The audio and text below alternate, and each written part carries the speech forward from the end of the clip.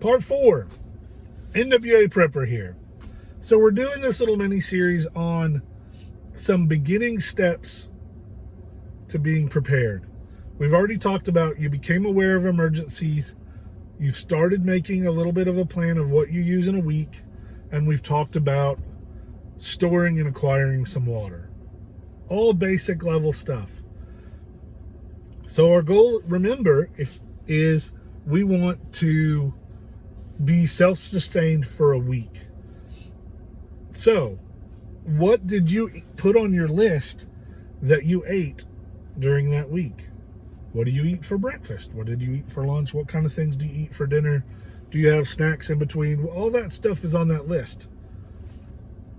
So now we need to look, and I prefer to work on that list as, if you don't have a generator and you don't have fuel, which we're not there yet, so you want to try to find those things, those meals that are shelf stable. They don't have to be refrigerated. It can be hard. It can be really overwhelming. What if you don't like oatmeal?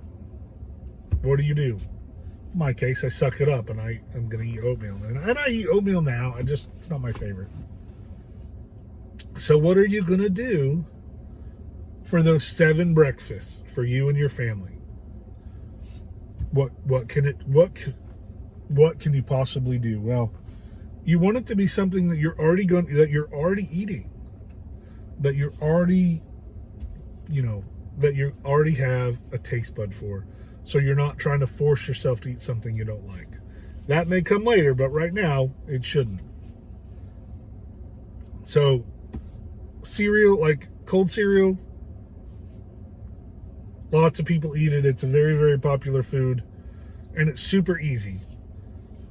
Figure out how much your family eats each breakfast, and if that's what you guys eat for breakfast normally, which a lot of people do, make sure you've got however many days of that 7 days you're normally eating that cereal, that you have that much extra. Which means if at my house, a box of cereal will last about 2 days, a little more, but about 2 days. If we're all eating Cheerios, a box will last a couple of days.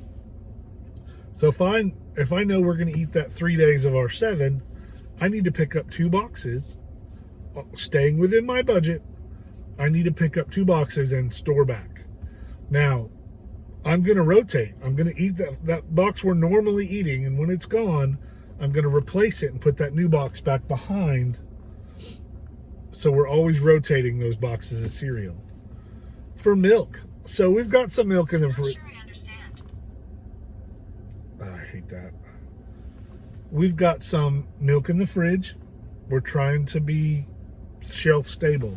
So at Dollar Tree, sometimes at the grocery store, they have shelf stable milks. They are not they don't taste the same as regular milk unless it's cold, in my book. But it's similar. And you may find that you really like it. So buy a variety and give it a taste, give it a test, see if you like it.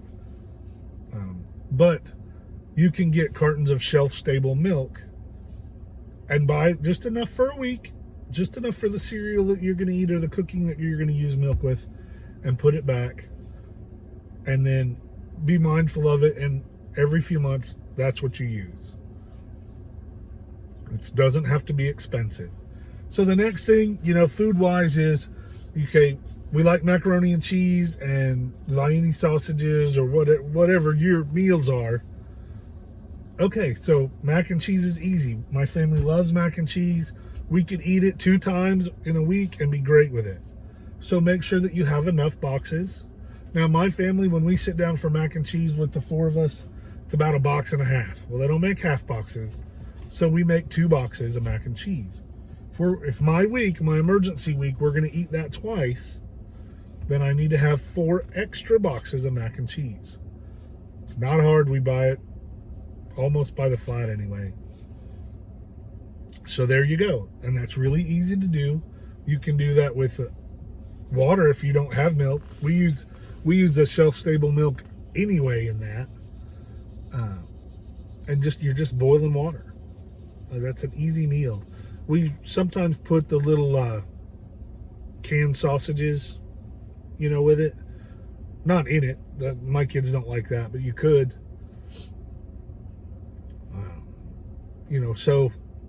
Or a can of green beans or whatever you like with that.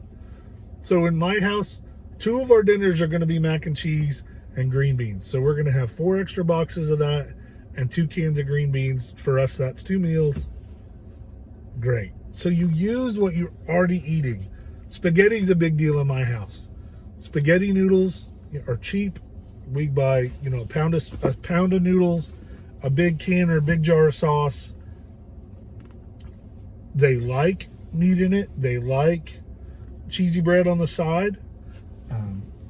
But they may have to deal without it for a couple days. But they can still have spaghetti. And we have canned ground beef. Both ground beef that we've got, I haven't canned it yet, but one of my friends has.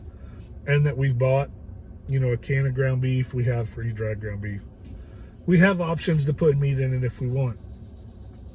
So that is, so already just in those 2 easy things of pasta and sauce and some kind of a protein, there you go. It's whatever you normally eat. If you eat tuna noodle, you're going to need noodles, tuna, and soup. Great, easy meal. Rice and beans are great. Boil water, you can have rice. You can do so much stuff with rice. We do rice and canned chicken and instant mashed potatoes mixed together, or not rice. Instant mashed potatoes, canned chicken, and stovetop stuffing mixed together in boiling water in a bag. It's great. Think outside the box, and you can have some shelf-stable food that's very similar or exactly what you're already eating. You can have it easy. And this video went long, so I'll talk to you a little more next time. Let's get ready.